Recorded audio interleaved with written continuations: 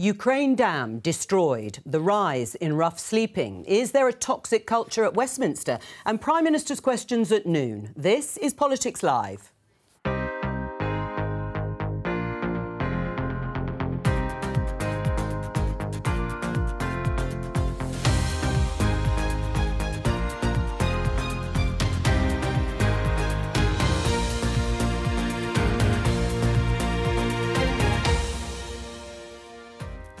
Joining me today, Conservative MP and Chair of the Foreign Affairs Committee, Alicia Cairns. Labour MP Lloyd Russell-Moyle. Former Conservative advisor Anita Boateng and crossbench peer Louise Casey. On the programme. It was an absolutely deliberate, prepared explosion. They knew exactly what they were doing. Tonight, the Kyiv regime committed another terrorist crime. The war of words over the destroyed dam causing devastation in Ukraine. That's top of the agenda as Rishi Sunak arrives in Washington. There'll be unwavering support from President Biden for Ukraine, but what about Republicans? Rough sleeping is on the rise again. We'll ask the former homelessness czar how to tackle it. And Labour's nightmare? I am a sitting Metro Mayor. If I'm not good enough to be a sitting Metro Mayor, why has the Labour Party not taken disciplinary action? This is going to damage Labour. If you want to represent the Labour Party, you have to meet a certain set of standards, and that is right and proper.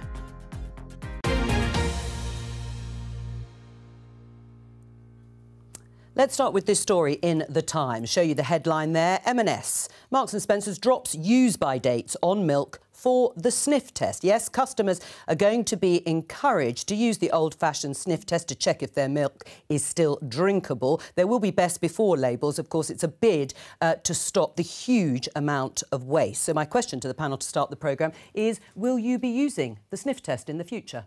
Absolutely, and I actually already do. So I get most of my milk. I've got about 100 dairy farmers in my constituency. So I go to a vending machine, Vine Farm Dairy. It's honestly the best milk you've ever drunk in your life. But it's a vending machine, so there's no dates, there's no best before, nothing like that. You smell it. If it's safe, you drink it.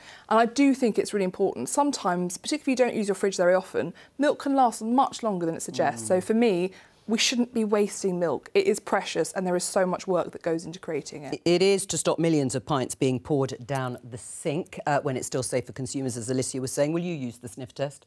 Well, I think everyone has been. And I suspect this is a clever marketing ploy from some of the producers that are doing this to get some hits and some nice free advertising on the BBC. But I wouldn't be so cynical in the sense of the point is to reduce food waste. And we do need to do more on that. I don't think milk is the huge problem. I think everyone uses a sniff test, or he puts it in their tea, and if it curdles, you know it's off, and if it doesn't curdle, you know it's not. And anyone that does look at the label, well, they shouldn't have been, and they shouldn't. And I never look at any labels, really. I look to see if the food looks good. I don't look to see whether it's used by or whether it's best before. I say, is that food good? Can I cut a bit of it off to make sure it's good? Theresa May famously said she scraped off the mould from the jelly. It's what we all should be doing, and it starts actually not in what the supermarkets are doing, in my view, but actually about what happens in schools, in home economics, in how you're teaching children how to understand food. And what we do have in this country is a real porosity of education and knowledge on how to cook food and how to work with food so that you can cook delicious things that also can be done cheaply. Right, well, we've gone from milk to cooking delicious food and home economics lessons at schools. A lot of people do go by the use-by dates, actually, for all sorts of things, including milk, particularly if they're not sure whether it might have gone off or not. But will you use the sniff test in the absence of a use-by date? I mean, I do, and I'm someone who also, like, cracks an egg, and if it doesn't smell bad, goes with it. But I think there are some foods where you should follow the kind of use-by date because there are reasons, even though it looks fine, it might not actually be fine.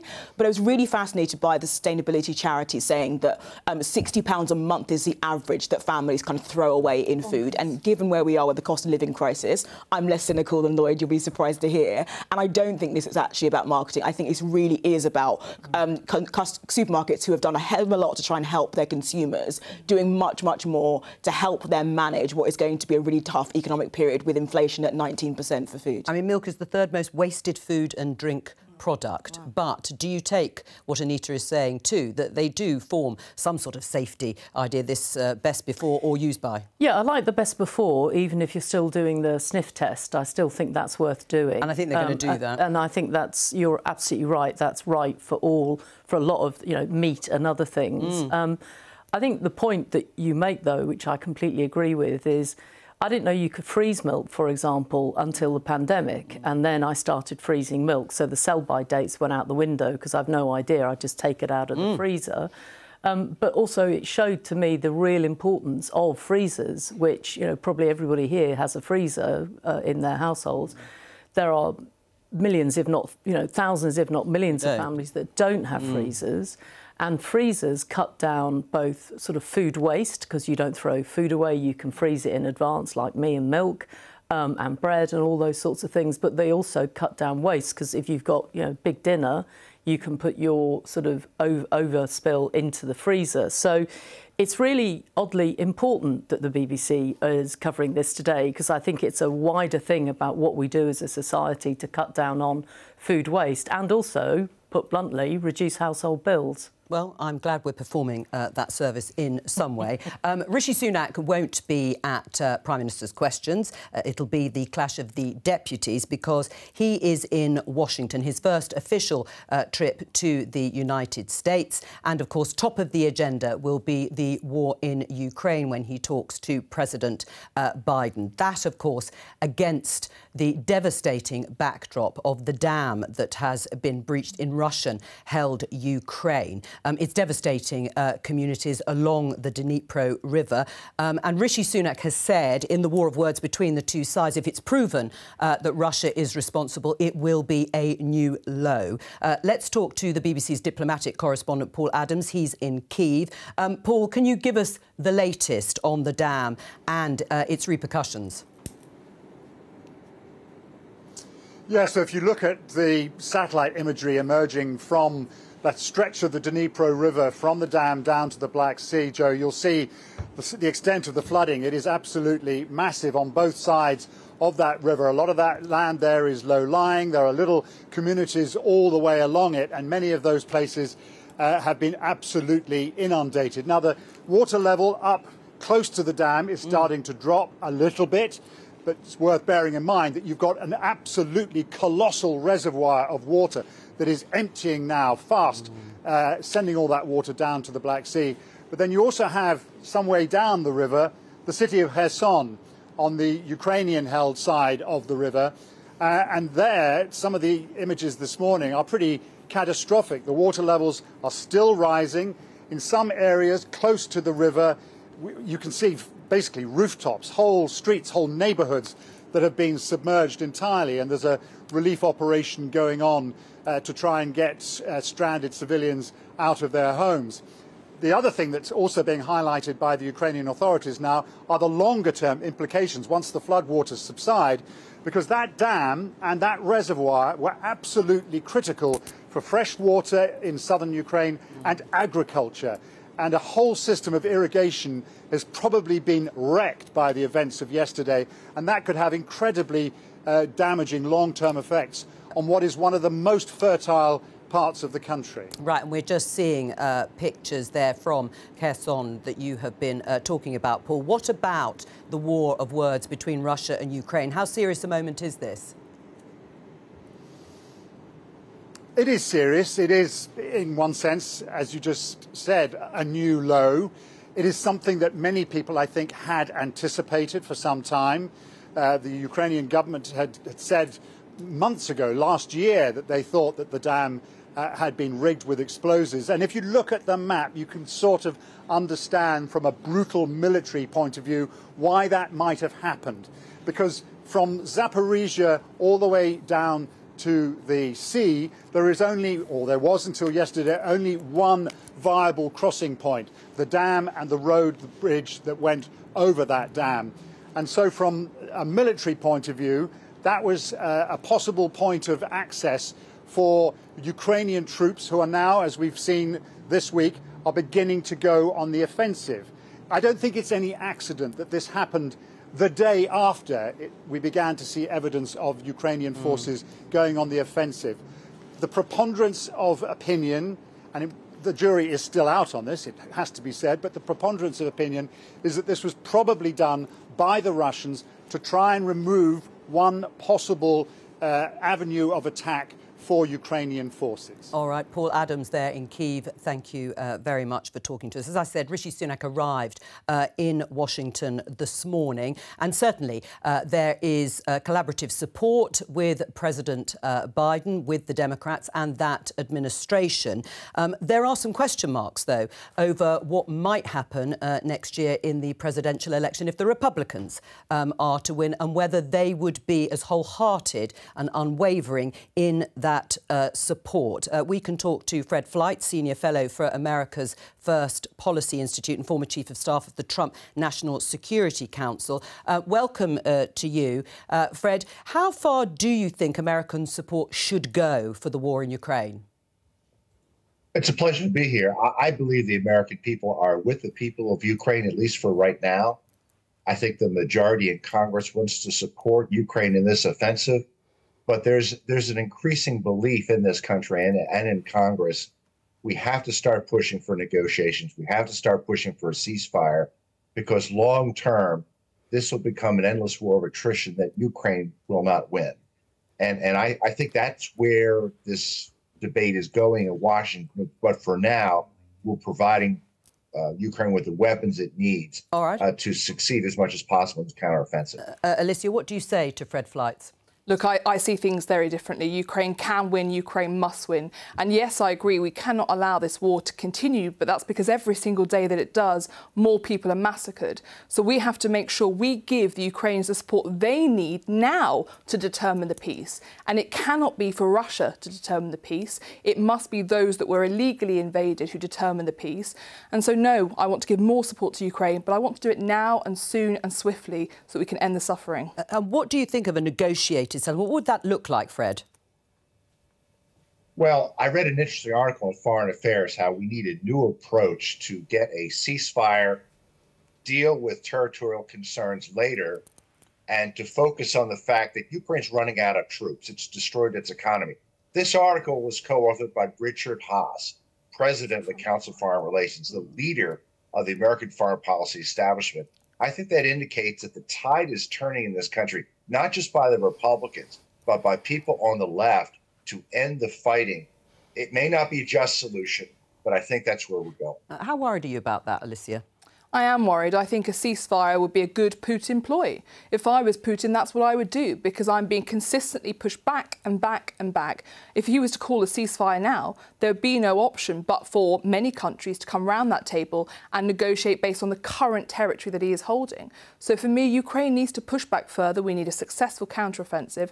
I'm not going to negotiate and allow terrorism to succeed, because that's what it would be if we allowed negotiations to take place now. And on no side do we want to see. Currently, both Putin and Zelensky, there is no sign that anyone is ready for negotiations. Fred?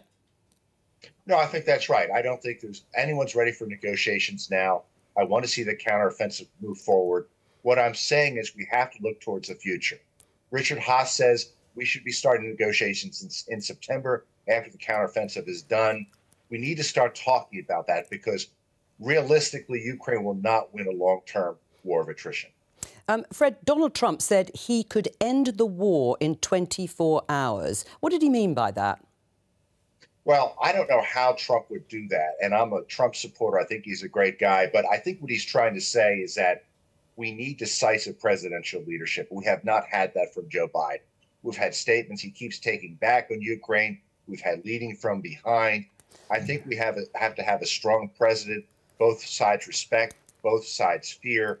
That may be the catalyst for getting a solution. And I think there are a number of Republican presidential candidates who could exercise that leadership. I mean, Boris Johnson, the former Prime Minister, was recently in Texas trying to persuade sceptical Republicans that ongoing, continued support militarily and financially was absolutely vital. Do you think he was successful?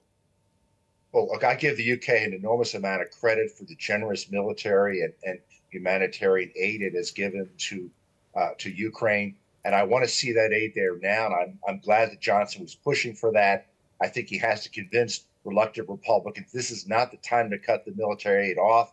but at the same time, we need to look towards the future and try to figure out how to come up with an end game for this conflict. I mean, Alicia, is it really realistic that Ukraine can have total victory, push the Russians out of everywhere that they've taken, Crimea and the eastern part of the country, the Donbass? We just can't say. And I think anyone who tries to suggest, this is a date where we could start this or this is what's going to happen next, they just don't know. But what is important is that it's for Ukraine to decide what victory looks like, not for a strong American president. It's for Ukraine to decide, because if we'd listened to them back in 2014, we would not be in the situation we're in now. So we need to listen to our Ukrainian partners. Otherwise, we will see more acts of terrorism, like the blowing up of the dam, which is incredibly difficult to do from the outside. And that is essentially the worst man-made environmental disaster of my lifetime. We cannot allow Putin to continue to escalate this. Do you think there is a time element, though, because of the presidential election next year? If Donald Trump were to be successful, if he's nominated and there were to be successful, what impact would that have on this war in Ukraine? Look, when we have narratives such as I could end the war in 24 hours, which is quite frankly arrogant and nonsense, that is very dangerous from foreign policy, because what you see there is a desire to end the war at all costs. Where's accountability in that? Where's justice? Where's a just ending to that war? This isn't, the olden days where it was just about ending the conflict. There has to be restorative justice, there has to be accountability.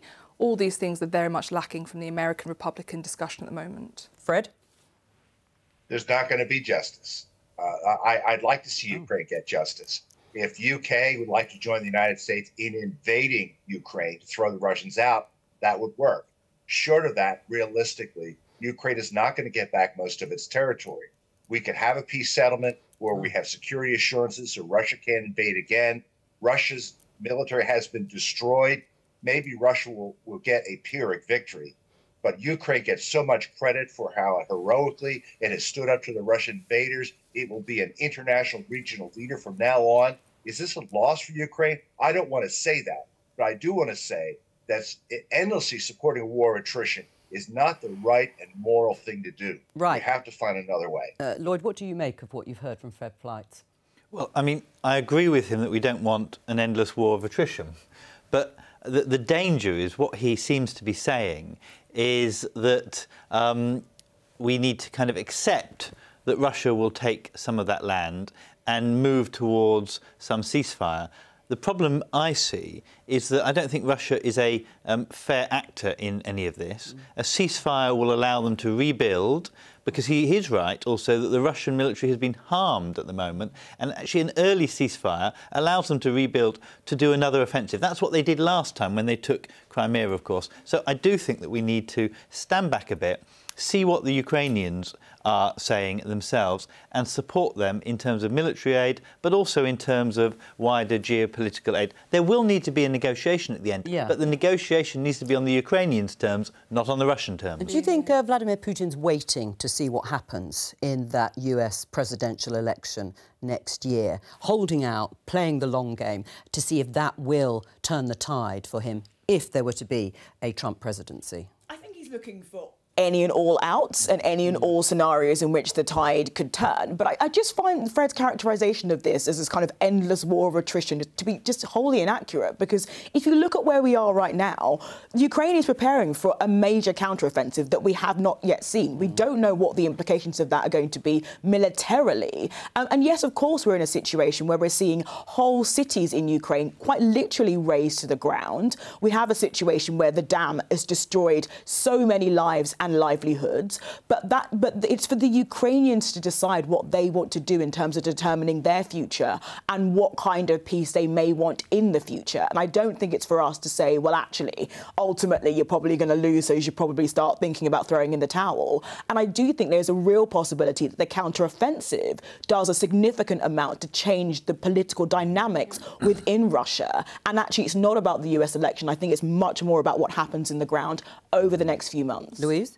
I mean, I would just come back to what's happened in the last 24, 48 hours, which, as you said, Alicia, is just sort of the worst disaster possible, with people in Ukraine not having access to drinking water. And I think there's an immediate thing here. I'm involved with a charity called DePaul International, and we have a DePaul in Ukraine that are struggling to keep the show on the road. And so I think the responsibility of this country is to step up to that humanitarian disaster that we're facing right now. And in a way, it's luxury, actually, to talk about these sorts of debates, which feel quite esoteric to me, actually, from the Fred in the United States, whereas actually we're dealing with something in Europe that is happening right now. Well, and you are mentioning the dam itself and the direct consequences on those communities. Fred, we have talked earlier about the war of words between the two sides. Presumably you think it's the Russians that are responsible, do you? Of course. I mean, this was an outrageous violation of international law, and I think that Putin will go down in history as a war criminal.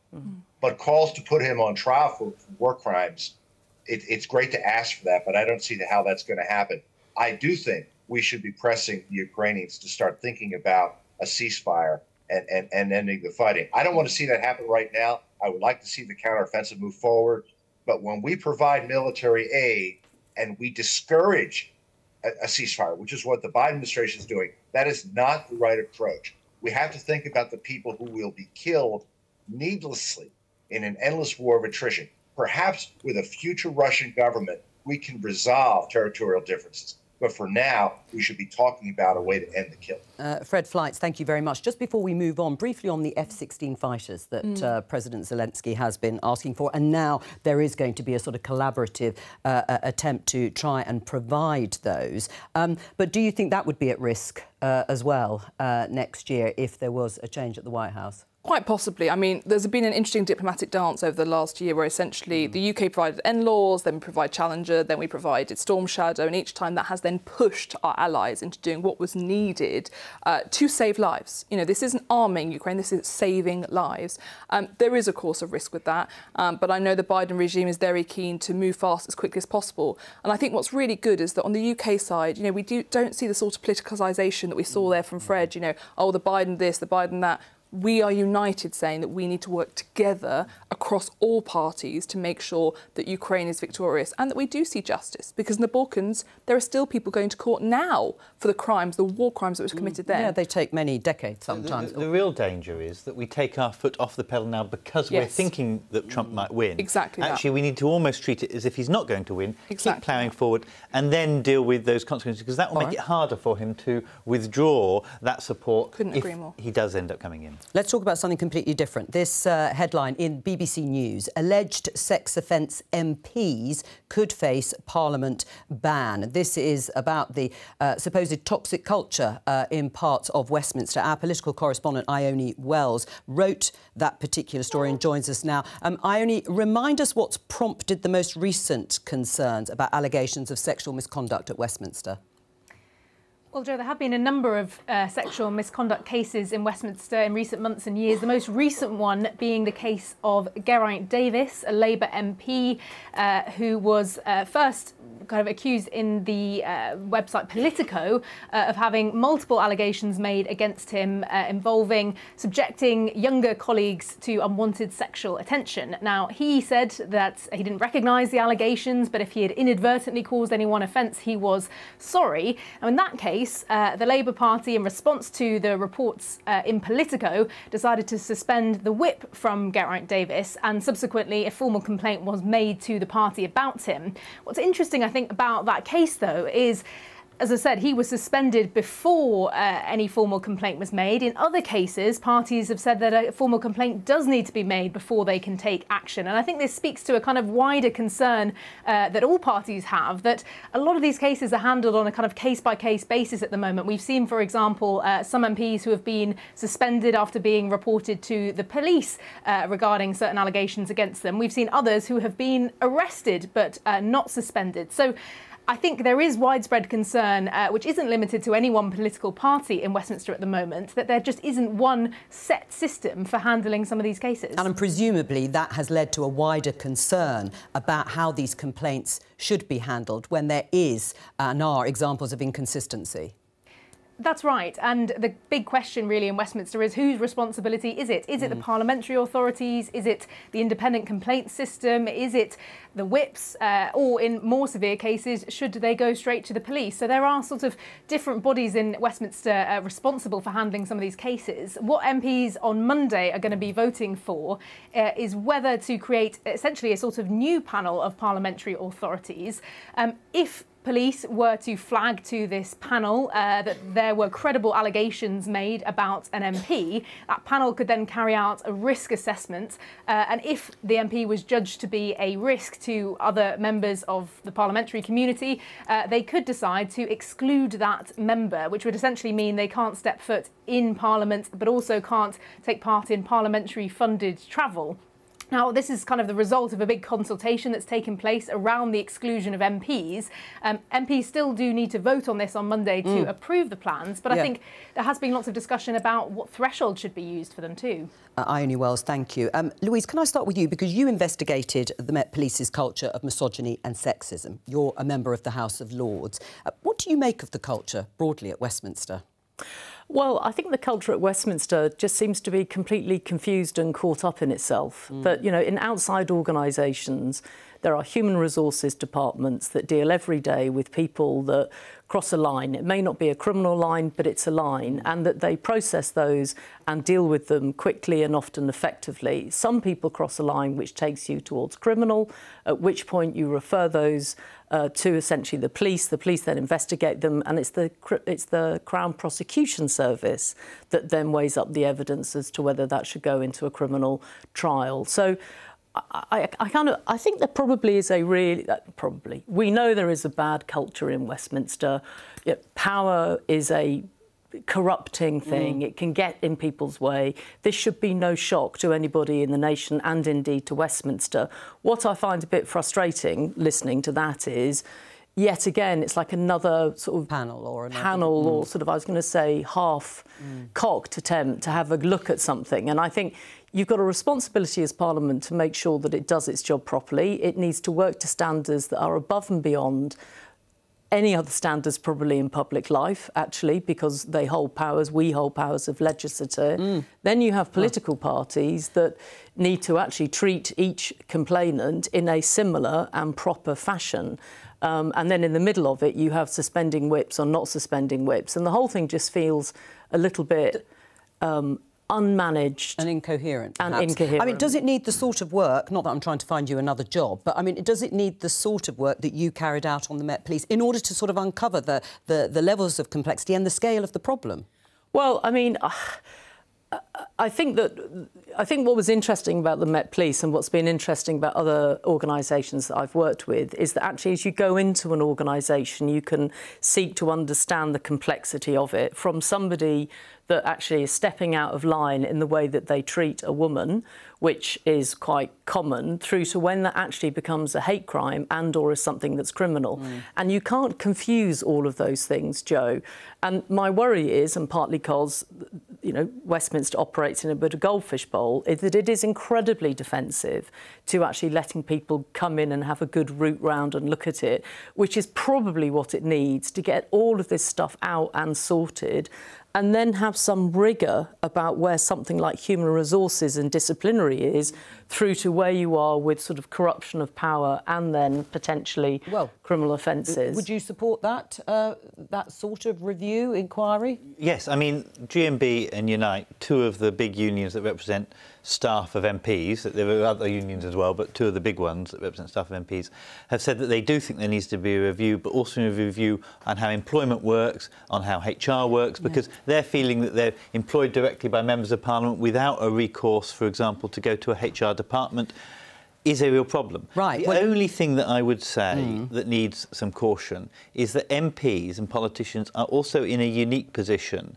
that that they are likely and able to lose their positions for politically motivated complaints. And that doesn't exist in most other workplaces. No. Most other workplaces, if you're suspended for a few months on gardening leave, an investigation happens and you come back, actually it's fine. Someone's covered your paperwork and you get back into your work. As an MP, that can be in the middle of an election campaign. It means you've lost your job. It can be in a selection campaign. I understand. So we do need a fair process. But the problem at the moment is we don't have a fair process. Right, because... on any side. Well, what do you make of your colleague, Labour MP Charlotte Nichols, who has accused the Labour Party of being shamed into suspending now former Labour MP Geraint Davies, he's lost the whip, calling it damage limitation. I mean, she's accused Labour of knowing about this sort of behaviour, not just from him but others for a long time, and not acting. Is she right?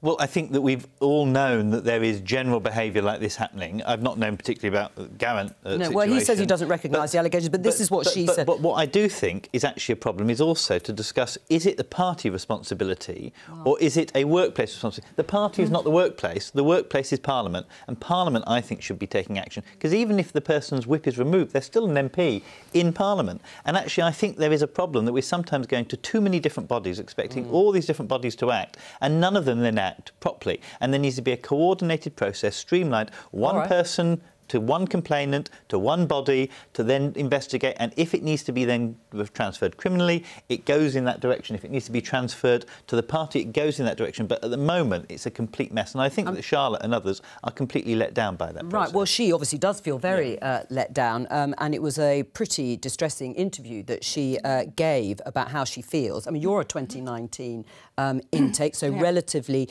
new, well, very new. How have you found it? I mean, is it a safe place for women, Westminster? So, look, I have never found it to be unsafe, but I wouldn't put myself on the list of 100 hottest MPs in Parliament.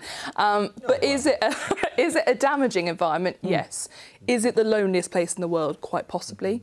And I think that mix is quite dangerous, particularly when people are there. You know, Mondays we don't start voting till 10. You don't really leave until midnight. So the lines are blurred between, you know, work and so, well, it's still work, but you've got... They don't need to be. So I don't spend my time in the bars. I don't spend myself time drinking and partying. But what I would say is that there is a review currently ongoing, though. So I would just caution that the work is happening. But there also should be a formal complaint, as Lloyd said. It just feels very behind the curve, but... I think we've just got to be a little bit careful about that. There are people that drink after work. There are people that, you know, work in incredibly intense environments. Yes. There are people that are like that 24 hours of the day because of the jobs they do, and politicians fall into that. That is OK.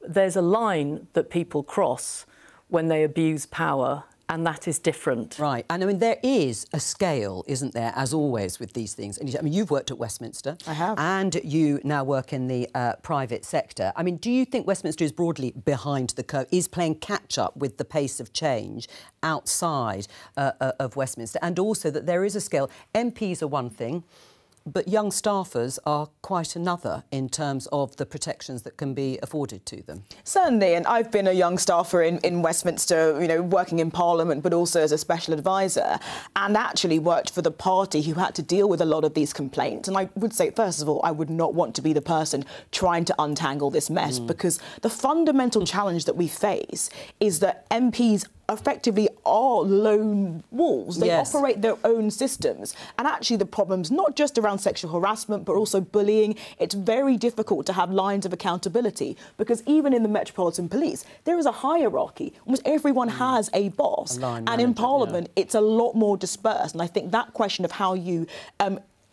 impact a culture where you effectively have 650 different small businesses running, and where there are political elements, and also where the dangers if you get it wrong, given the amount of publicity that an MP would have on their shoulders, is also something to manage. So it isn't easy. I do think we are moving broadly in the right direction, though. That's my only note. I agree. But other parliaments have managed it. You know, Australian Parliament changes that structure. We can look at some of our other Commonwealth parliaments to see how they've managed this. The only thing I'd say is I actually think there's a bigger societal issue about this. Parliament has 7,000 employees on site. We're not the only ones. The CBI, the BBC, they've all had their own problems. There is a wider problem that we are not teaching our young people to respect one another. Misogyny is inherent within society. That's what we need to tackle so that we stop it in all institutions. Well, I think a lot of people would agree with the societal problem. That's probably a longer-term, slightly longer-term issue. In terms of this vote on Monday, how will you vote? So I need to look at the absolute detail. We're not sure if it will be Monday anymore, but essentially, if there's a police referral to an institution within Parliament that says we have meaningful concerns about this person, then yes, they should be excluded, because that would take us in line with private and public sector, and it's about protecting people. Lloyd, how will you vote? Well, how you've described it, where then the panel looks to see on a risk basis. And I think it's key that it's on a risk. Is there a risk to the parliamentary estate, not just has the person done something that was wrong? And if there is a risk, they should be asked not to turn up, and their vote should be done by proxy, so their constituents are not disenfranchised. We're going to talk about rough sleeping, because a Freedom of Information request has revealed that the police have arrested 433 young people for sleeping rough on the UK streets under the 200-year-old Vagrancy Act over the last 5 years. The Liberal Democrats put in the FOI. Here's Layla Moran, one of the MPs. Over the last 6 years, you can see there the number of children arrested. This Dickensian law, she said, was designed for the artful dodger, but is inadequate and cruel by modern standards. The government committed to scrap the law in 2022, yet it's still in force and being used. Shame on them. Why, if it's been scrapped, why is it still being used, Alicia? So we committed to scrap it. So Nikki Aitken has led a really great campaign on this. She wants to see the Vagrancy Act scrapped. I don't know any Conservative MP that doesn't support the scrapping of it.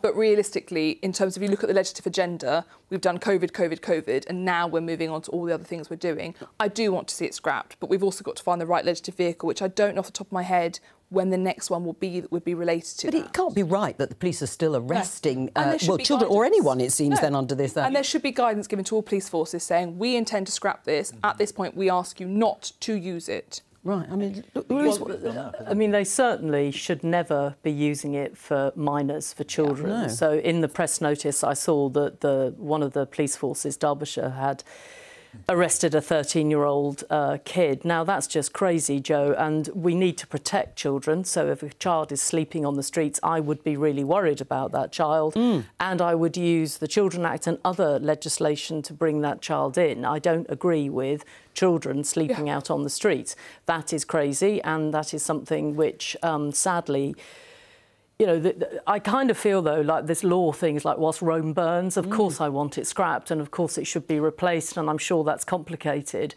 But, you know, since 2010, the number of people sleeping out on the streets has gone up by 74%. Right, well, you said, yes. You know, we got the numbers down. I was glad to be part of that, but they stayed down for 7 years after I was no longer involved, so that tells you the system changed. We then, at the beginning of COVID, you know, there was a concerted effort again, second time round. I was involved with. It was called Everyone In, not that I meant to call it that, but it ended up being called that, where actually, over a period of weeks, Jo, we managed to get something like 6,000 plus people off the streets. And over time, of course, as everybody relaxes and the hotels went back into use, those people have gone back out onto the streets. So it is one of the most totemic examples of government failure when we have children sleeping on the streets and when we have people sleeping on the streets in these numbers, and they are not going to meet their target. Right, well, and the target is to actually eradicate it, isn't it, by rough sleeping, I think, by 2030. I think it was being brought forward 2024. Now it's 2030. I mean, it is government failure, isn't it? Well, look, you know, homelessness figures are down still from pre-pandemic, which is but from 2010, they have gone up. But we are trying to get them under control, and it is working, and we've scrapped some of the eviction notices, which were causing a real problem. But why have they gone up anyway? And is it since 2010? I mean, if it was pretty well, why have they continued to go up? Is it a lack of political will? I don't know, because I genuinely feel, you know, £2 billion over the next 3 years in homelessness funding is not a small amount. The fact that we have got fewer people than they had pre-pandemic, we are desperately trying. And the political will was there during the pandemic to get them off the streets. The political will is still there, but it is complex. And this isn't my area of expertise, but I know it's very complex. So, put bluntly, I don't think it is that complex. So, essentially, street homelessness is something that, oddly, apart from wider housing and wider homelessness issues, they're actually quite tricky to sort out. I mean, what have we got this week? We've just put up as people's fixed-term mortgages come to an end, I think it's 1.7 million people will have their mortgages go up. So as you squeeze the top, the kind of mortgage people, and you squeeze them and more of them can't afford to pay their mortgages, which is, I'm the oldest swinger in town today on this particular panel. And so my memory goes back to a time, I know you can vie with me over it, but nevertheless, essentially over time, that number, as you saw what happened with mortgages, so you saw the basically homelessness went up. And Jo, we are seeing exactly the same phenomena now. You cannot put the numbers of people on the streets, and yes, they're not at the same level as pre-pandemic because, frankly, everybody did such a tremendous job, including the government, at that particular period during the pandemic. And I think we're in a honeymoon period, but I am desperately worried about the cost of living and the connections into homelessness. Labour, I think Labour, I'm right in saying, is pledged to end it within 5 years. Is that right? I mean, if you win the next election next year, what will you do, taking all of the economic cost of living pressures, what will Labour do to move the dial on ending rough sleeping? Well, first of all, we need to have the kind of policy that we had during the pandemic, which was everyone in. We had that before 2010 in Brighton. We had no one out for more than one night was the policy. So, you know, you can't always get someone on the first night, but the idea was that no one should be there. So is that money? Is that funding? Is it resources? Is it having someone in charge? Some of it's political will, actually, because very often councils, they are stretched, will then say, well, we're not quite sure you've got viability to be put in, so we'll do an assessment, and all those things delay. It's also about coordinated services, mental health services, etc. And then there is a money issue. And at the moment, we need more money for councils. If you solve the social care crisis, that would give, for Brighton, for example, that's not gonna happen £100 million additional. Well, Labour does have a plan to deal with yes, the but I've just, So that frees up money for local councils to start doing things. But also, we need decent houses. We have far too many children in temporary accommodation. You can be in, and I call it bed and breakfast, but it's not bed and breakfast. It's kind of hellhole accommodation where they don't get any breakfast. They're in one-room families squeezed in, and they can be in there for up to a year sometimes in my constituency. Well, no, I mean, and they are put into private accommodation. So councils also need to be empowered and to be encouraged to build purpose-built supported housing for many of those people. So there are a few steps to do that. It does require money, but actually we have seen no political will at the moment. I mean, you would think, Anita, that bearing in mind it has been achieved at various points, you would be inspired as a politician to want to go after something that you can and you have seen be done. Yeah, but Baroness Casey is right, though. It's definitely something that the cost of living, inflation, is going to make it just so much more difficult because, you know, the layers on which the pressures and the way in which pressure on housing supply impacts landlord availability, rented sector, private rented sector, housing associations, like, it isn't complicated, but it does require a concerted amount of effort, and it does require coordination, and it requires it to be quite high up on the political agenda. And there have been pinch points where that's been possible, but I think that it is going to be increasingly challenging if inflation stays where it is right now to get on top of what's going to be a problem. We do have the wrong kind of housing as well. The private rented sector is grown and is still growing. People aren't leaving the private rented sector. More private rented units are coming on board all the time. But it is the inappropriate elements of that. So you, rather than having a growing council housing and supported sector, you have a growing private rented sector where people are pushed into that where they should be in somewhere else. So we have the wrong kind of housing market, and the government does have a renters reform bill, which they could probably introduce some amendments on the Vagrancy Act in that, and we could get two birds with one stone. Finally, before we get to PMQs. Well, I mean, I think on rough sleeping, we also ought to talk about employment and work. So I think everybody always talks about housing. And I think one of the greatest things that has happened, I've waited 20 years for this, is instead of discharging prisoners on a Friday out of prisons where actually no voluntary organisation is going to look after them or help them, the government has now made them be discharged on a Monday morning. It's a bit like freezers and food poverty. They're not the solution, but there are some things that you could do just by changing the way you look at a problem. And so, you know, the government has spent a lot of money on rough sleeping, but it's spent it on the problem, not on solving it. And I think that's what happens with a lot of governments. It's happened under all governments I've worked for, is that you spend the money on the symptoms rather than on the cure. And I think that's what will that's where solve unemployment matters, and getting people into work and halving inflation, which the Bank of England says we're going to do by the end of this year. Right, Those are the two things we can do. I'm just going to show you inside the House of Commons, because Prime Minister's questions with the deputies, Oliver Dowden for the government, Angela Rayner for Labour. The chamber is filling up, and Peter Barnes from the BBC's Political Research Unit will be watching all the proceedings for us, and we may catch up with him after Prime Minister's questions. I said at the beginning, I've said it all the way throughout, Rishi Sunak is not here, of course. He is in Washington. There's a shot of him on the plane briefing journalists. It's interesting, the statistics. He's only been Prime Minister since October. This is the 4th time he's missing PMQs. Alicia, is it more important, do you think, politically advantageous for him to be seen on the world stage rather than answering questions in the House of Commons? This isn't a political game. This is our Prime Minister doing what he needs to do to make sure we can bring an end to the Ukraine crisis, the renewed illegal invasion, which is what is impacting so much on the cost of living crisis and the everyday lives of our constituents,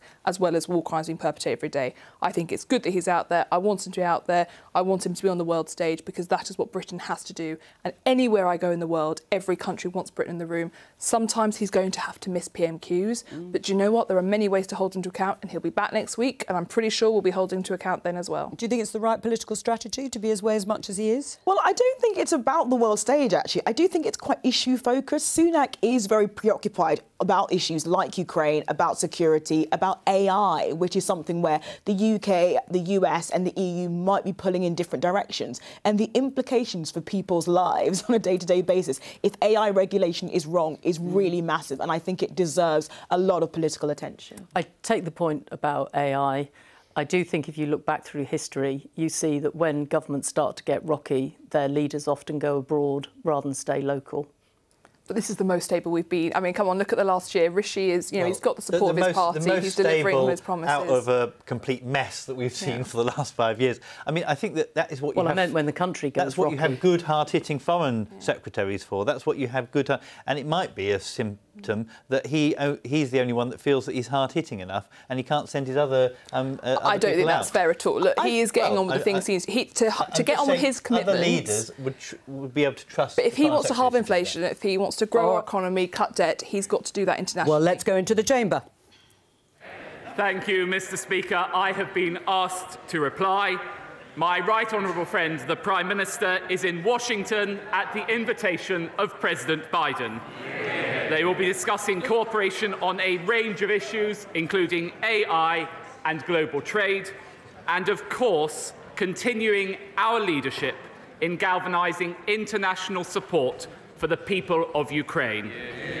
Mr. Speaker, this week is Carers Week. I know that colleagues across the House will wish to join me in paying tribute to the huge contribution unpaid carers make to our society.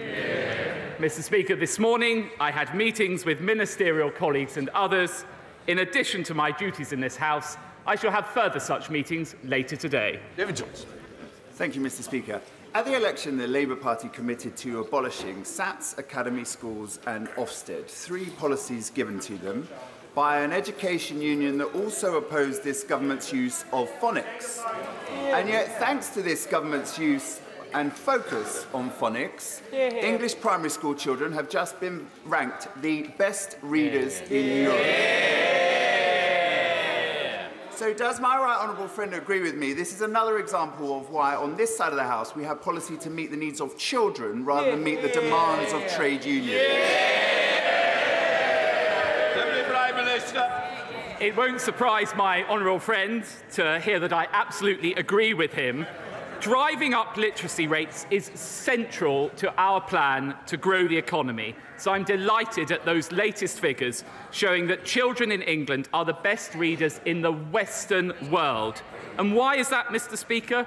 Because since 2010, we've raised the number of schools rated good or outstanding by nearly 30%. And the verdict is clear. Only the Conservatives can be trusted with our children's future. Deputy Leader of the Opposition, Angela Rayner. Thank you, Mr. Speaker.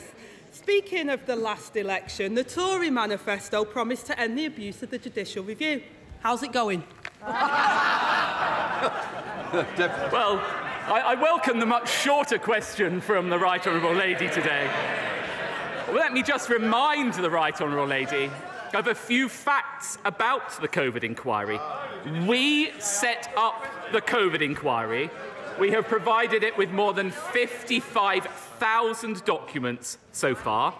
We have given it all the financial resources it needs so that we can learn the lessons from the pandemic. But, Mr. Speaker, in Wales, they also had a pandemic. And what have the Labour-run Wales authorities done there? No independent inquiry in Wales. As ever, one rule for Labour and another for everyone else. Mr. Speaker, he acts like it pretends that it's complicated, but it's simple. They set up the inquiry to get to the truth, then blocked that inquiry from getting the information that it asked for, and now they're taking it to court. I know he considers himself a man of the people, so using his vast knowledge of working-class Britain, does he think working people will thank him for spending hundreds of thousands of pounds of their money on loophole lawyers just so that the government can obstruct the COVID inquiry? Deputy Prime Minister. Well, we will provide the inquiry with each and every document related to COVID, including all internal discussions in any form as requested, while crucially protecting what is wholly and unambiguously irrelevant. Because essentially, the Right Honourable Lady is calling for years' worth of documents and messages between named individuals to be in scope. And that, Mr. Speaker, could cover anything from civil servants' medical conditions to intimate details about their families.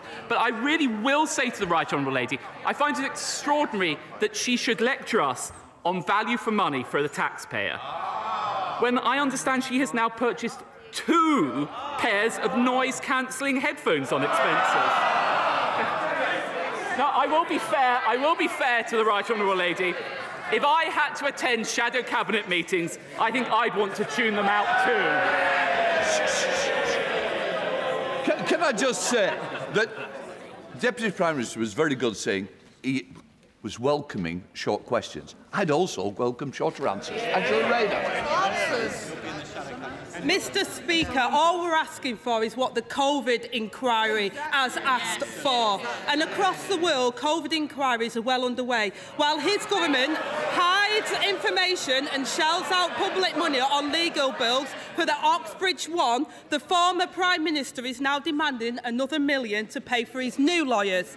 Now, I know the honourable gentleman and his former boss has fallen out, and maybe he wants to patch things up. But can he seriously say this is a good use of taxpayers' money? Deputy Prime Minister. If we want to talk about relationships between different people, I don't think we need to search her WhatsApp messages to know that there's no communication between her and the leader of her party.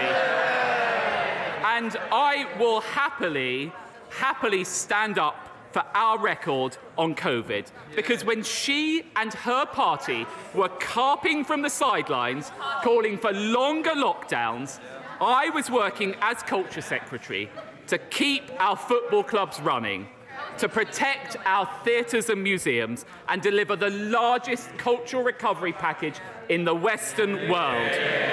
That's the difference between her and me, Mr. Speaker.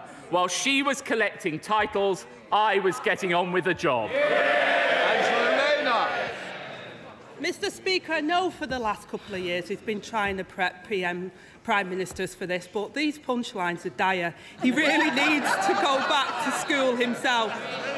And speaking of school, thousands of children are missing from school. Absence has nearly doubled since before the pandemic. The Prime Minister says he's maxed out on his support for school pupils.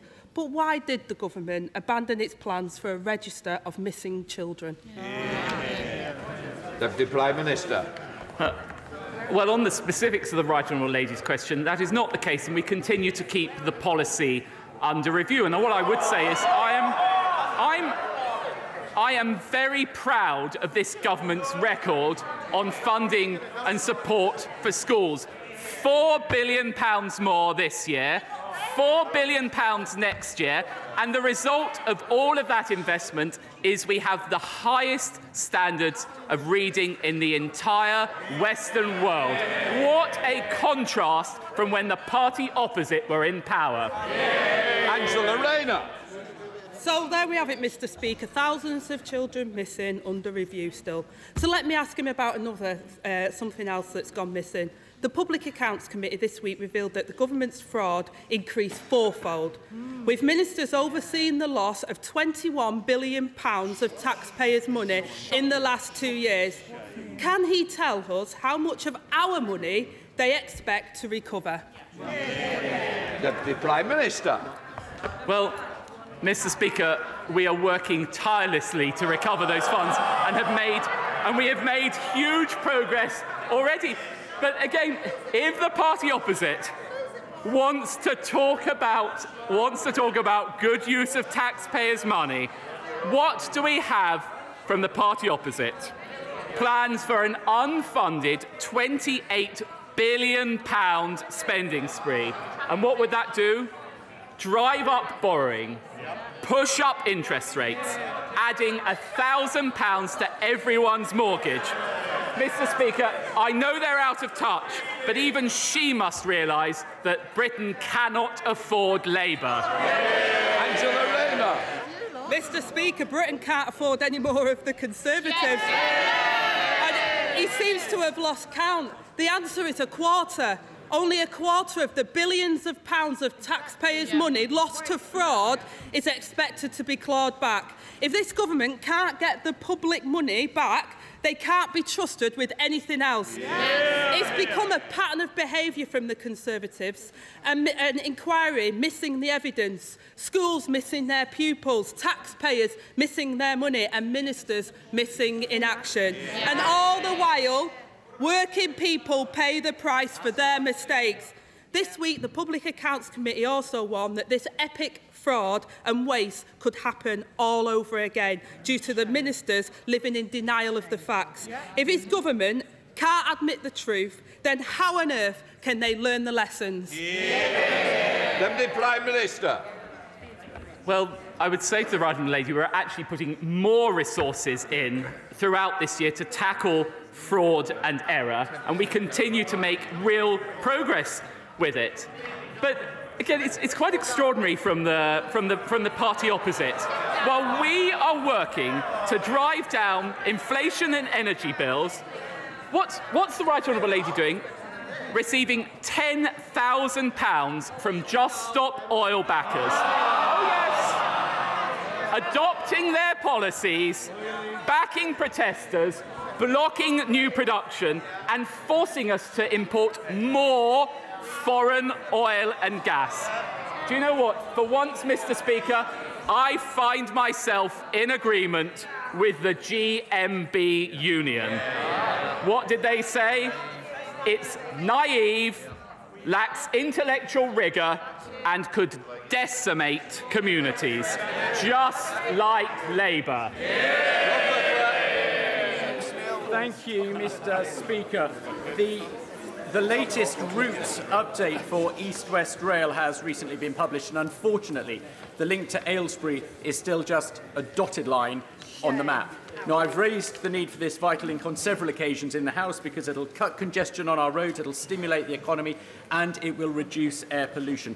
Each time I've been asked to work with stakeholders to reduce the cost. I'm really pleased to say we've managed to do that. There is now a much cheaper proposal on the table. So can my right honourable friend now please change that dotted line into a solid line and give my constituents the railway they do want? I know my honourable friend is an absolutely tireless campaigner for this project, and I can assure him that the Department for Transport is working with Network Rail and the East West Rail Company to consider the feasibility of lower-cost railway links on the Aylesbury spur, and I know that he will continue to make that case very, very vigorously. We now come to the Deputy Leader of the SNP, Murray Black. Thank you, Mr. Speaker. When the Prime Minister took office, he said he would put economic stability and confidence at the heart of this government. Today, UK interest rates are one of the highest in the G20, and mortgage rates are rising nearly back to where they were after the former PM crashed the economy.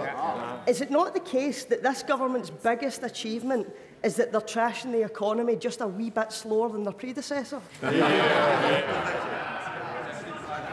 Well, I don't know whether the Honourable Lady had been following the news today, but actually, again, the OECD upgraded our growth forecasts. And really,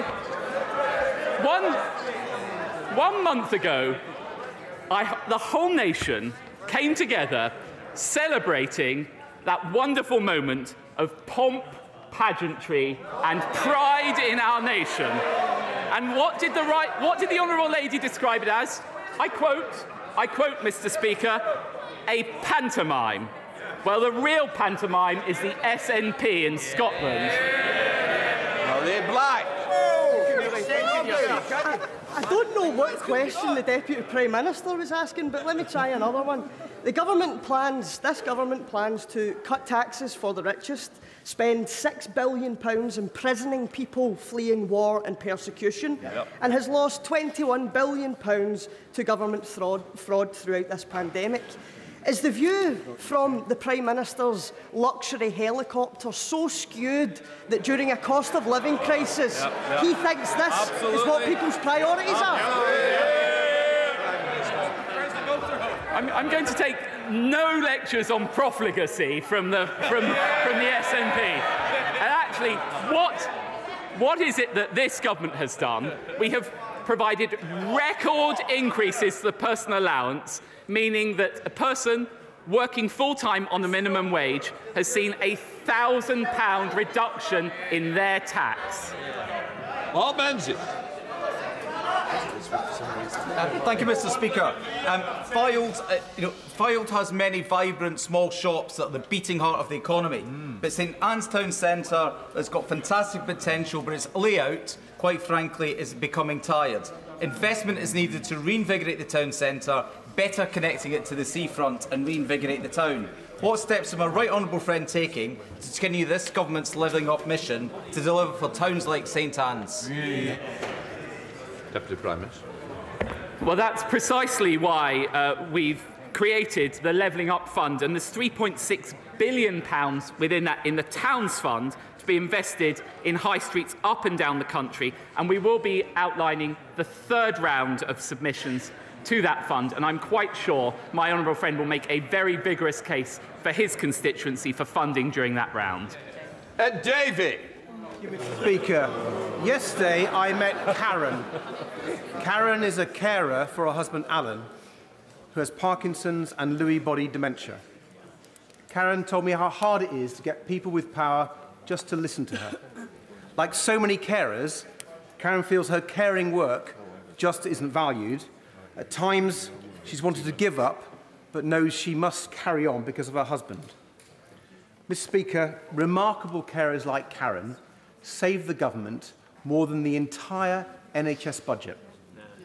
So will the government finally recognise the value of Britain's family carers and not just pay tribute to them, but give them the financial and practical support they deserve? Deputy Prime Minister. Well, of course I would like to join the right honourable gentleman in paying tribute to Karen and to hard-working, unpaid carers up and down the country. And I know the right honourable gentleman speaks from personal experience about this as well. We have provided £2.3 billion worth of support for social care, an additional £25 million committed to putting people at the heart of care in the Heart of Care White Paper, and £327 million is also committed to the Better Care Fund. Alberto Costa. Thank you, Mr. Speaker. Many of my constituents are deeply concerned about the proposals for the 440-acre Hinckley National Rail Freight Interchange and the impact that this proposed site has on the environment and, for example, on infrastructure like Narborough Railway Station. Now, I know the Deputy Prime Minister cannot talk about an individual planning application that is for central government to make, but can he give an assurance to my South Leicestershire constituents, to Blaby District Council like Councillor Ben Taylor, Councillor Maggie Wright, Terry Richardson, Mike Shirley and others, that the voice of my constituents will be heard in this planning application? Prime Minister. Well, I know from the vigorous campaigning of the honourable gentleman that his constituents' voice has been and will be heard. As he knows, I can't comment on individual cases. What I can say, Mr. Speaker, is I have experience of this in my own constituency as well, and I know what a blight can be provided by those rail freight projects. So I do have every sympathy for the case that he is making. Connie Cowan. Thank you, Mr. Speaker. Deputy Prime Minister, this week we heard plans for 2 universal basic income pilots in England. There have been similar schemes planned for Scotland, Wales and Northern Ireland. With the progress of the gig economy and the acceleration of artificial intelligence, it's clear that the working environment will need drastically overhauled. Will this government waken up to the reality of the situation and instruct both the DWP and HMRC to engage with these pilots so we can constructively assess the pros and cons and work to safeguard a less precarious future for the next generation? Deputy Prime Minister. Well, Mr. Speaker, the government and I have never been convinced about the case for a universal basic income. We're not alone in that. It's also the position of Paul Johnson at the IFS. I think a much better solution is to create more jobs, which this government has done, and cut taxes on working people, which is what this government has done. That is the route for prosperity for people up and down the country. Lynn Foster. Thank you, Mr. Speaker. Revitalising Old Way, regenerating our town centres and helping Torbay's high-tech sector to grow would deliver levelling up for Torbay. What expectations does he have of the new Levelling Up partnership in focusing government effort and resources on doing this? Deputy Prime Minister. Well, as I'm sure my honourable friend knows, Levelling Up partnerships are committed to work hand in hand with 20 places across England in most need of that levelling up. They're backed by £400 million worth of investment, and I know that my honourable friend will make the case most robustly for funding for his constituency. From West. Thank you very much, Mr. Speaker. After 13 years, the government has repeatedly broken its promise to repair social care. Post-pandemic, I've been visiting sheltered housing schemes in Hornsey and Wood Green, and time after time, basic services, dentistry, podiatry, befriending are all missing. Will the government take urgent action and repair this mess, or will it be down to Labour again to pick up the pieces? Deputy Prime Minister.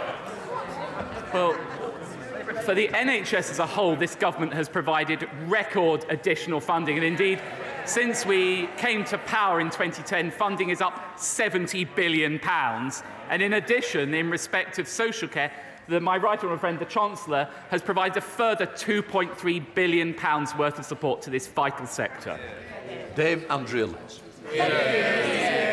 I congratulate the government for its determination to bring forward the rollout of electronic patient records for everyone in England. And can I ask my right honourable friend to confirm that this gives us a brilliant opportunity to roll out the digital version of the Red Book that is so transformational for every family in giving their baby the best start for life? Deputy Prime Minister. I totally agree with my right honourable friend, and I know what a tireless campaigner she has been on this issue, both in and out of government. And yes, I'm happy to confirm that the so-called digital Red Book will be rolled out, and we expect it to be delivered over the course of the next 2 years. Gavin Newland. Thank you very much, Mr. Speaker. The Deputy Prime Minister likes to call himself Mr. Normal. He went to a normal school and he understands normal people. We know that normal people are struggling in this Tory cost of living crisis. People like nurses, who he said had unreasonable wage demands. This is the same person who, on top of his £154,000 salary, charged 2 businesses over 13 grand for just 20 hours work. That's £670 per hour. Does Mr. Normal really think he's worth 65 times a Band 2 nurse?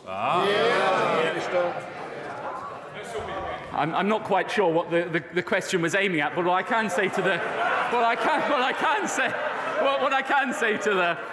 the honourable gentleman is actually this government has provided over £3,000 worth of support to help people through the cost of living. And why have we been able to do that?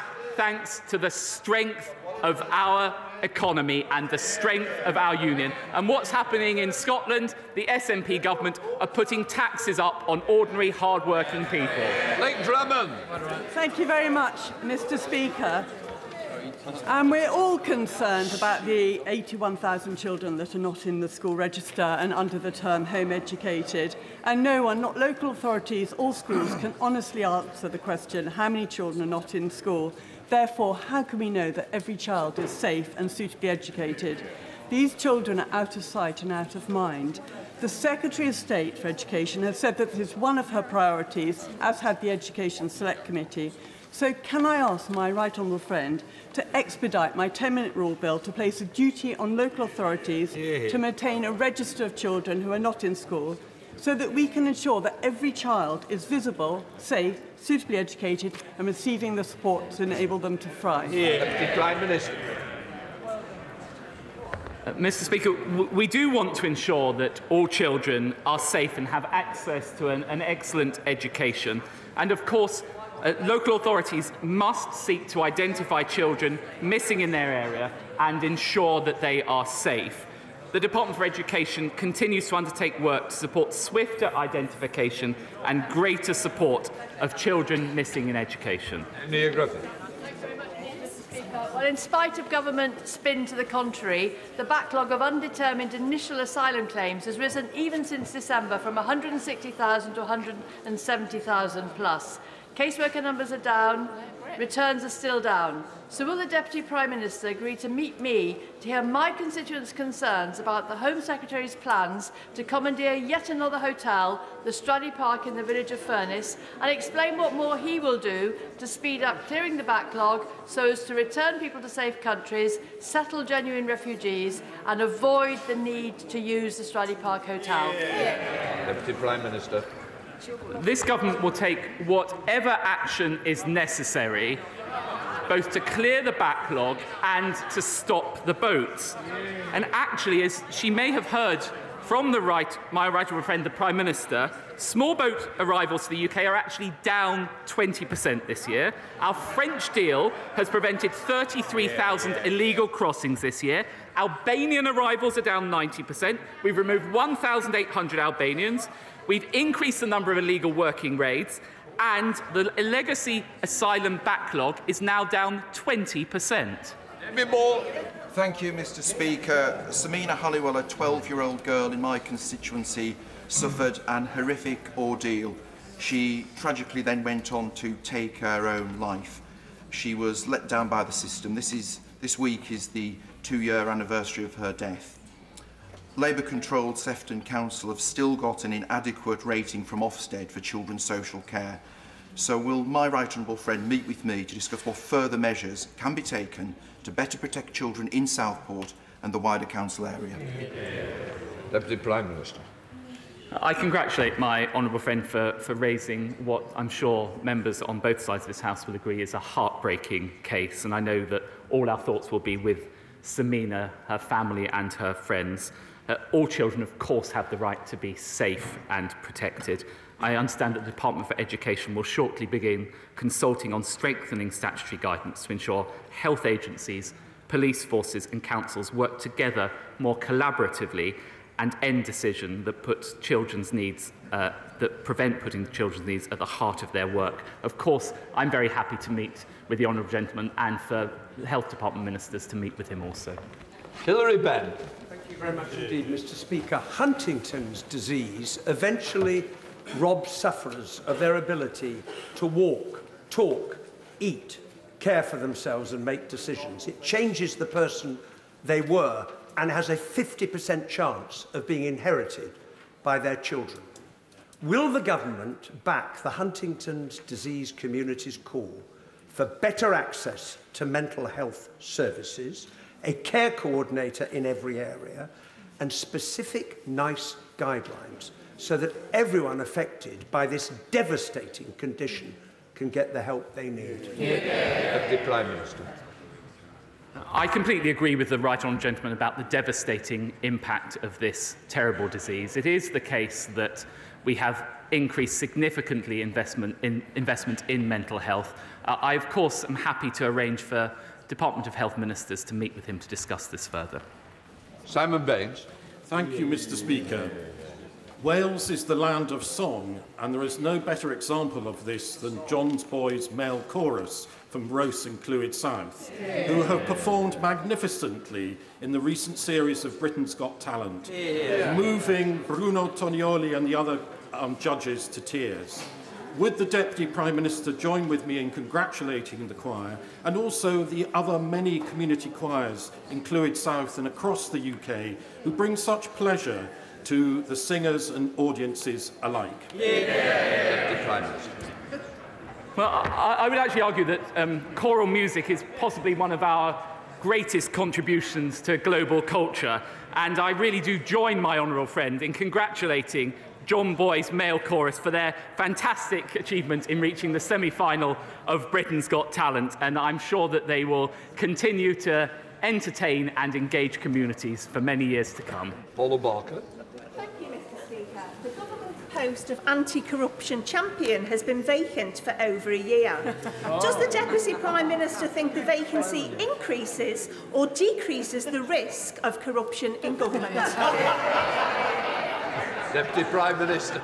Well, in my department, the Cabinet Office, and working very closely with my right honourable friend, the Paymaster General, we are taking extensive steps to make sure we crack down on fraud and waste and make sure that procurement is transparent. And of course, we will be filling that vacancy very shortly. Gareth Bacon. Thank you, Mr. Speaker. The government do not have any money of their own. Every penny they spend is taxpayers' money, including money spent supporting the economy during the pandemic. So in that light, would my right honourable friend agree with me that it would be disgraceful for a political party to accept huge donations from a company that will simultaneously claiming hundreds of thousands of pounds of public support during furlough? Deputy Prime Minister. I, of course, completely agree with my honourable friends. And actually, the scheme, the furlough scheme, helped protect around 14.6 million jobs during that terrible COVID crisis. But what do we discover? Labour's taking 1.5 million from Just Stop Oil backers, adopting their policy to block new oil and gas. It's job-destroying recklessness, and it's hard-working people, unfortunately, Mr. Speaker, who will be left paying the price. Ashley Dalton. Mr. Speaker, in West Lancashire, my constituents are concerned about their children's education and specifically the ongoing long-term impact of COVID-19 restrictions on their children's educational development. Now, a Public Accounts Committee report out today finds that the Department for Education is failing to take fast and effective recovery action to close the attainment gap in schools.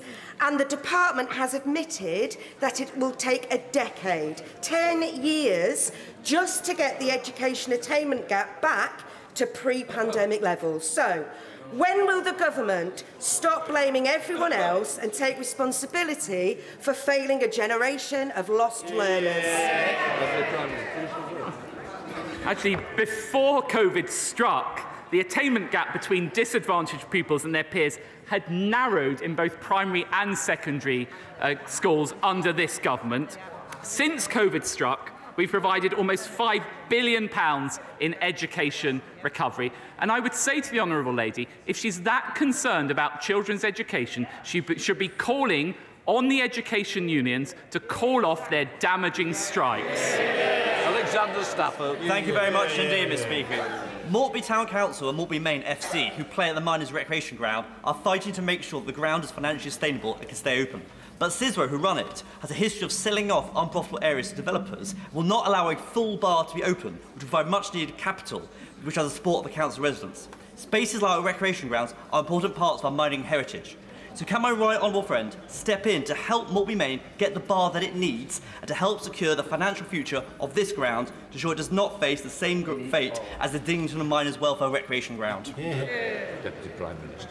Well, may I offer my strongest support to my honourable friend's campaign. I think he's absolutely right to raise it. I do question the extent of my powers to intervene on a bar closure in his constituency, but I will certainly examine what we could do further. Mohammed Jassin. Thank you very much, Mr. Speaker. The East-West Rail announcement proposes a 6-track route which will impact at least 66 properties in Bedford, including the demolition of 37 homes.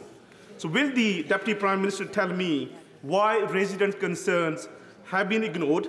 And will he give me a commitment today that if the majority of the residents are against the plan in the statutory consultation, his government will not approve the proposal? Deputy Prime Minister.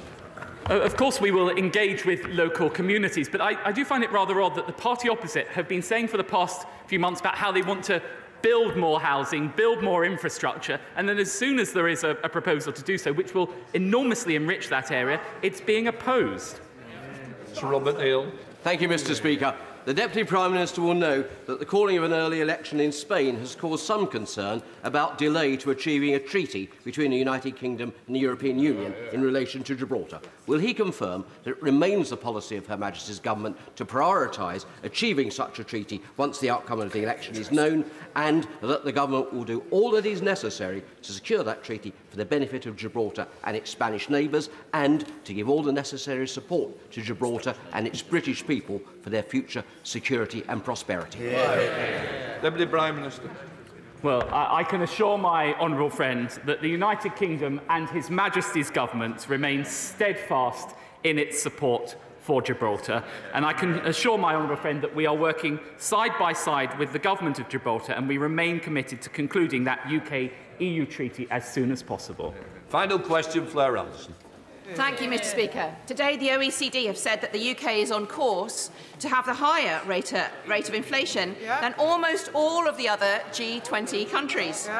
It's families in Putney and up and down the country who will be suffering because of this. Will the Deputy Prime Minister finally commit to introducing a proper windfall tax on the enormous profits of the oil and gas giants and take pressure off struggling households? Deputy Prime Minister.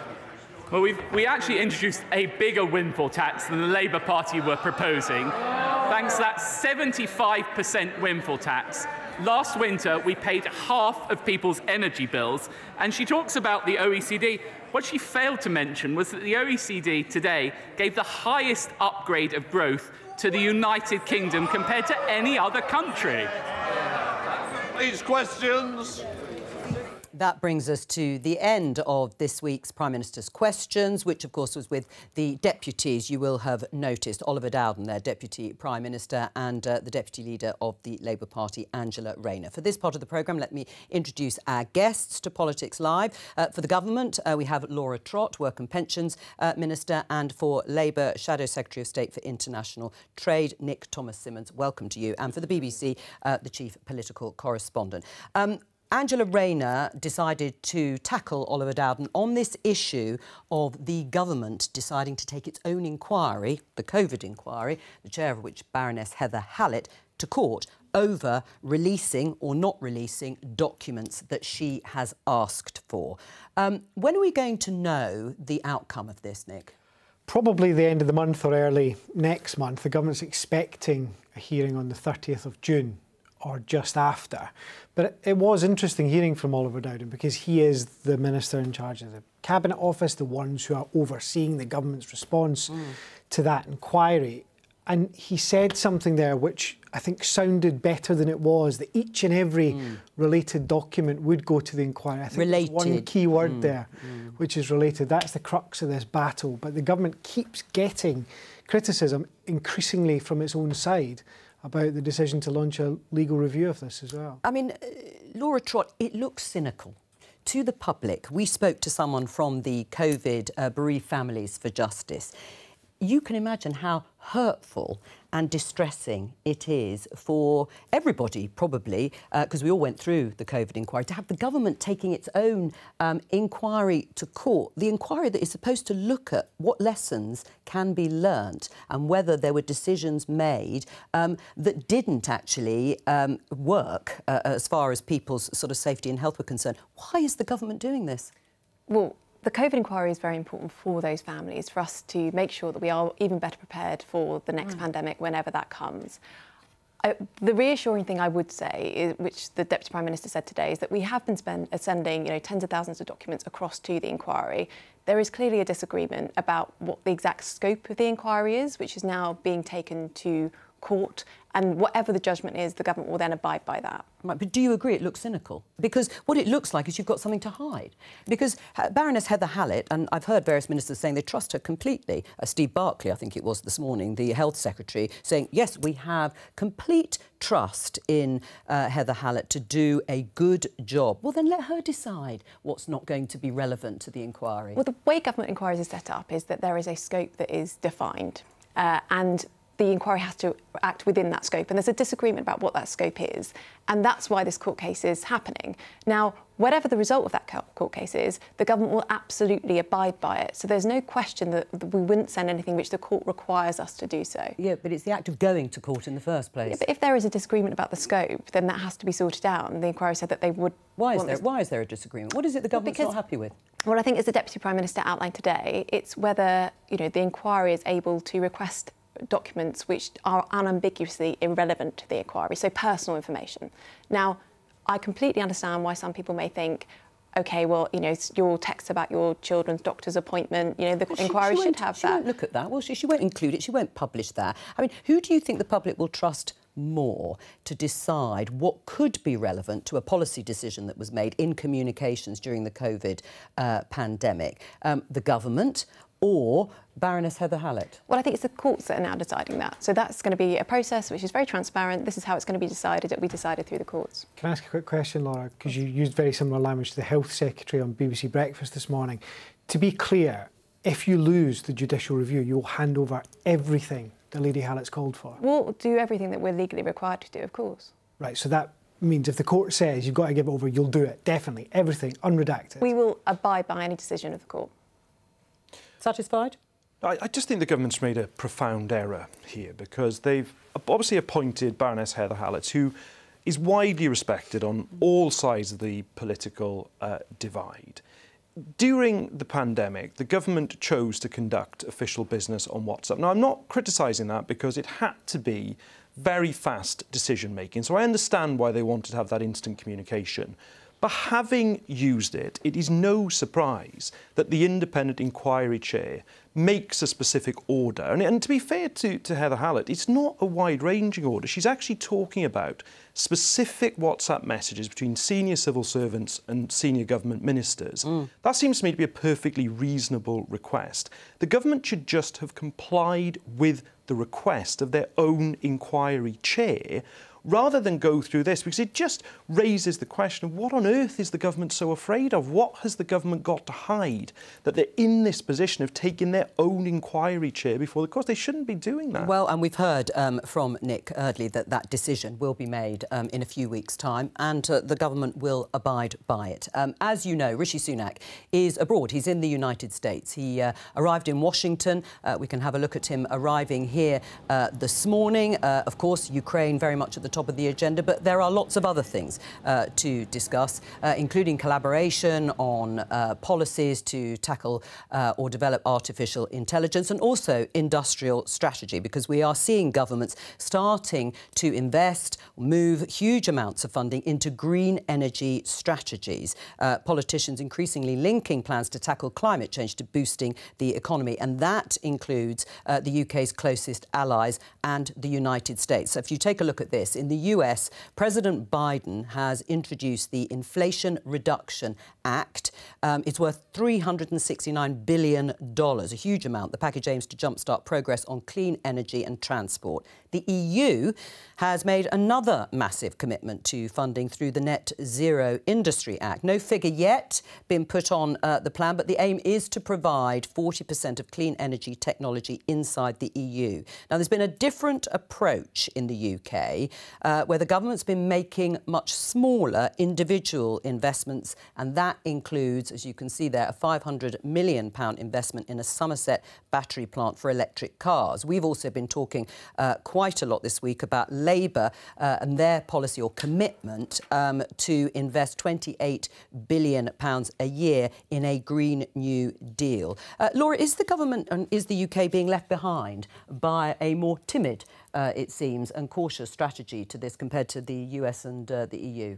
Well, we have decarbonised faster than any other G7 nation, so we're actually ahead on that map. And we've also been investing enormous sums. So £30 billion in green technology, which has unlocked, I think, £100 billion of private investment. You know, we're world leaders in offshore wind, for example. So we have already been doing a huge amount of this work already. Right, but you're not going to, and you don't think it should be scaled up to what Labour is proposing and what is going on in the US? Well, Labour are proposing borrowing £28 billion, I think, and increasing our reliance on foreign oil, which I think Well, I'll come to that in a minute. But in terms of the scale and the ambition, I'll talk to Nick in a minute about that. But in terms of the scale and the ambition, why won't the government do what the US clearly think is necessary, not just to tackle climate change, but also to boost jobs in the economy? What I would say to you, Jo, is that we are investing a huge amount already. We've done it previously. That's why we're so far ahead at the moment, for example, in offshore wind. And that has been our approach, and our approach is working. Right. I mean, you have, or the government has described the US's big package, it's called the Inflation Reduction Act, as protectionism. Why?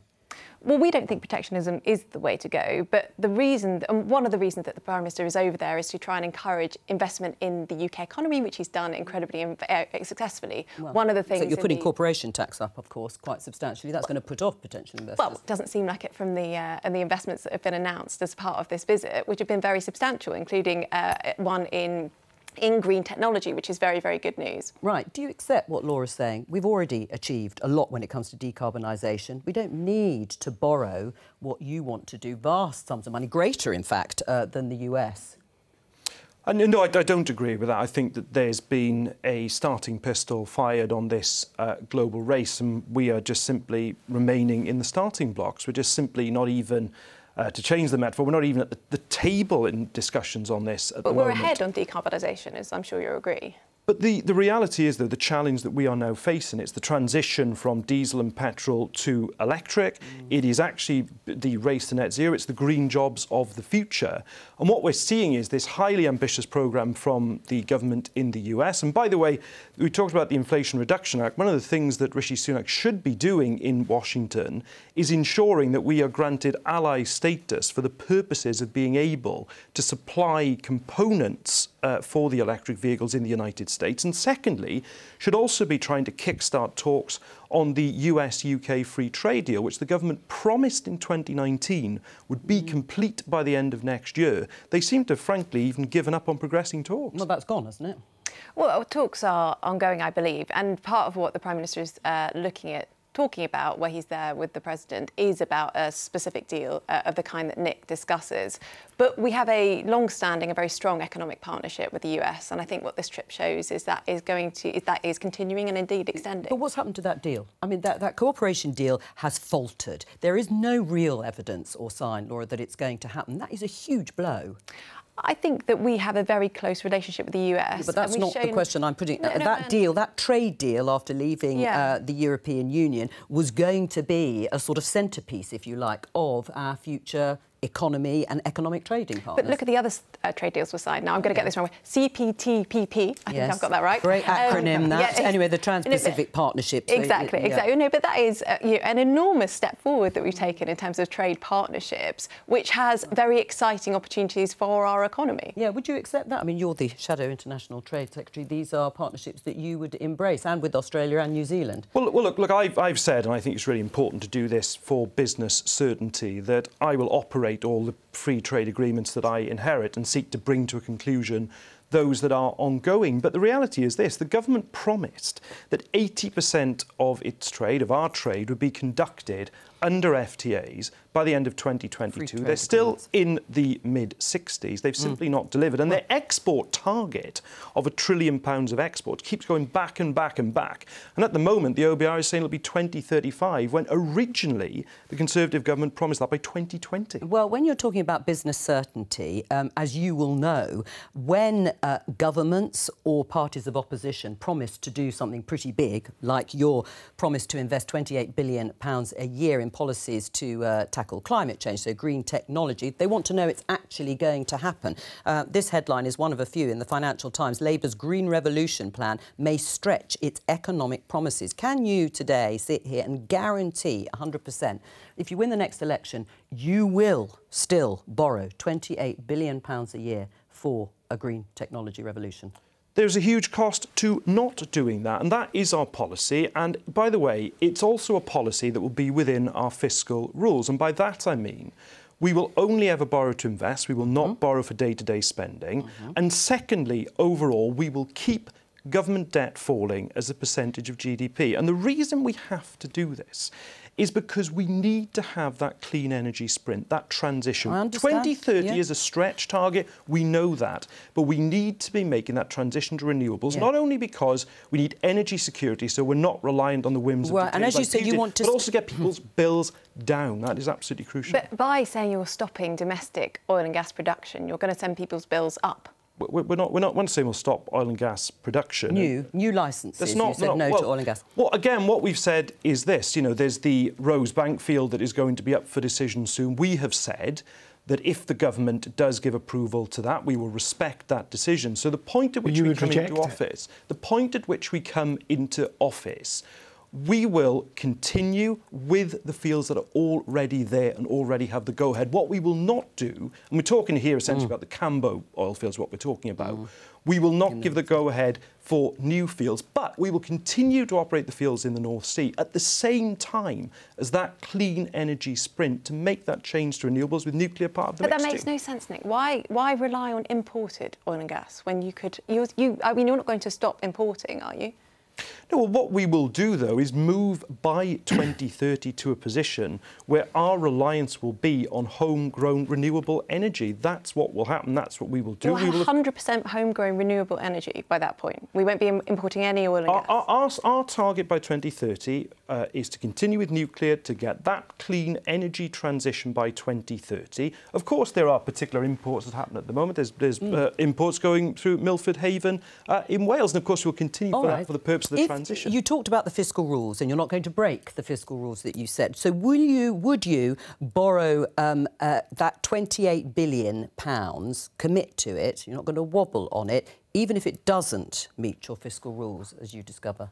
Our fiscal rules are sacrosanct, but we are confident, very confident indeed, that that figure is within our fiscal rules. And what it will also do is generate and bring in that private investment as well. We've talked about GB Energy, for example, which of course is a state-owned company, but it will also be designed to bring in a huge amount of private sector investment. And by the way, the business engagement we are doing now as an opposition is extremely positive. Just to sort of summarise this, I mean, there is a sort of a competition, if you like, on a global scale when it comes to industrial strategy, and whether it's protectionism, as the government calls it, or Labour saying it's going to try and match the ambition of the United States. What's at stake here?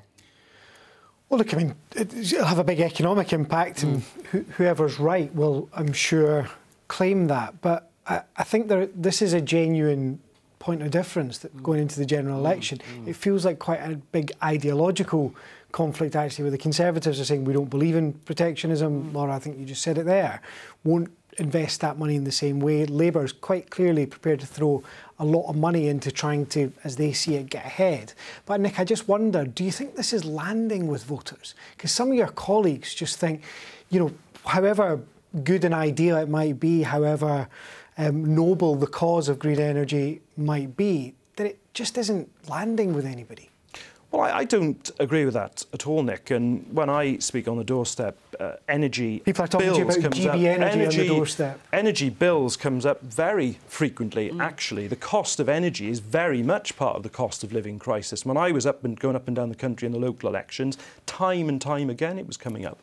And this plan, our climate investment pledge, is a central part of delivering energy security, delivering lower bills. And remember too, as well, we're proposing that the 19 million homes out there that are inadequately insulated will also be insulated as part of this plan. So a real focus is on jobs, it's on energy security, it's on getting bills down, all of which I think are pretty central to what voters are concerned about. Let me introduce Jamie Driscoll, who is Labour's mayor for North of Tyne, because there's a row over the fact that Jamie, who you can see now, welcome to you, has been blocked, prevented from being on what's called the long list for standing for mayor of the wider region. So he represents North of Tyne, but for the wider region. Now, I mean, Jamie, the Labour Party is entitled to do this, so what's the problem?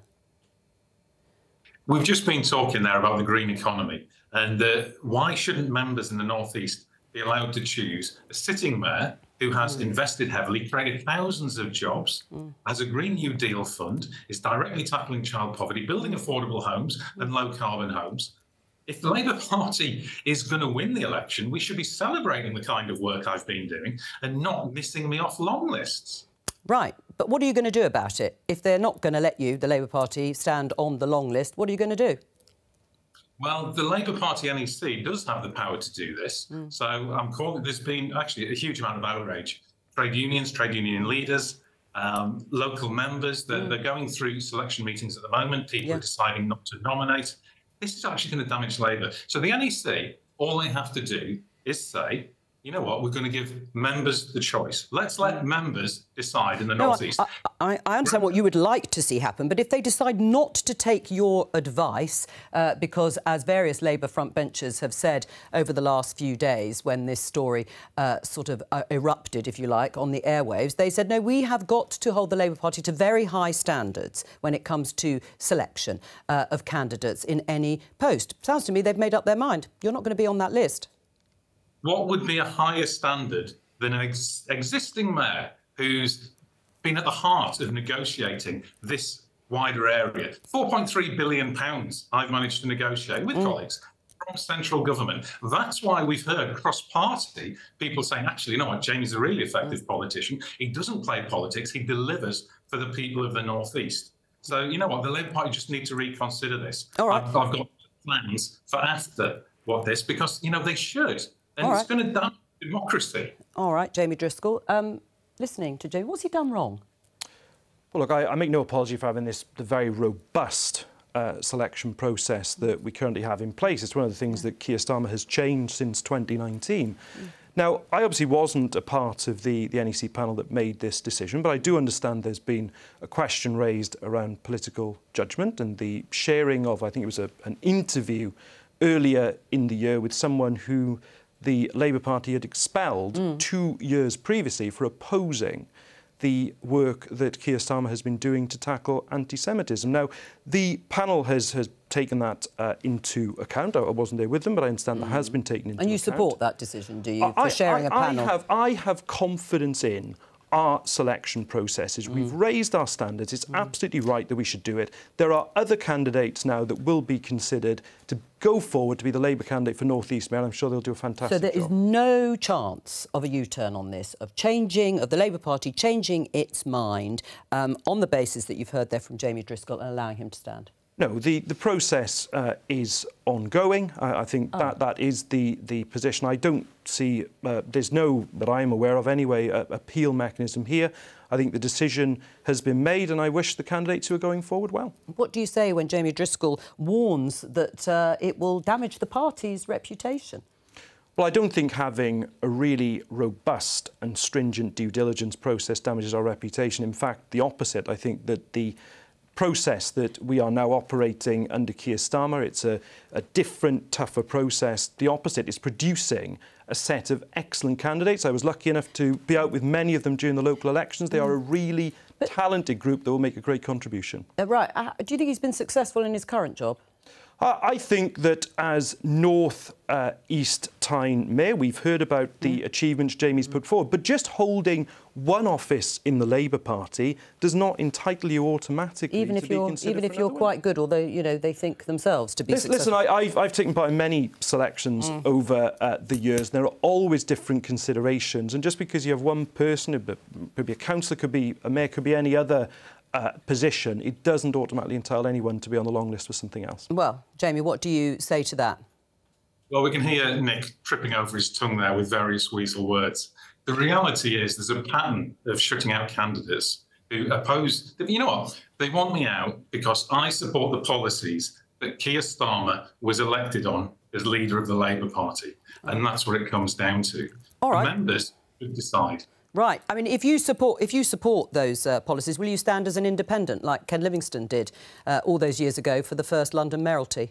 And he won. Well, it's really for that. The NEC can at any point stop this process. There's a precedent for this. It was stopped in But that's not the answer to my question. Will you? If you really believe in those principles, you've just said that's the reason the Labour Party is stopping you. If you believe in those principles and you believe you could win, why don't you stand as an independent? But it's much too early for that. I am a sitting Labour mayor, and there's been no charge against me for anything disciplinary. If there was something I'm supposed to have done wrong, here's the question. Why am I good enough to be a mayor, but not good enough to be a candidate for mayor? Well, that's an inconsistency. All right, well, we'll probably hear from you again in terms of what you may decide to do, because it doesn't sound like there's going to be a change in policy. Nick, how difficult is this for the Labour Party?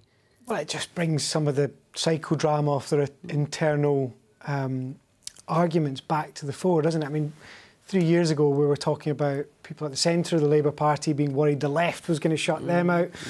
Now we're worried about the left shutting the centre out. It feels like quite a similar story. Right, or does it look as if Keir Starmer is continuing with his rather steely grip on the party, as some would see it? I think that's absolutely right. He is not going to move away from that at all. The question is whether it leads to a lot of rows in the run-up to the general election and whether voters are all right with that. That's all we have time for. Thank you to all of my guests for joining me today. I will be back tomorrow with more Politics Live at 12:15 here on BBC Two and the BBC iPlayer. And we're a podcast too. You can listen later this afternoon on BBC Sounds. Bye-bye.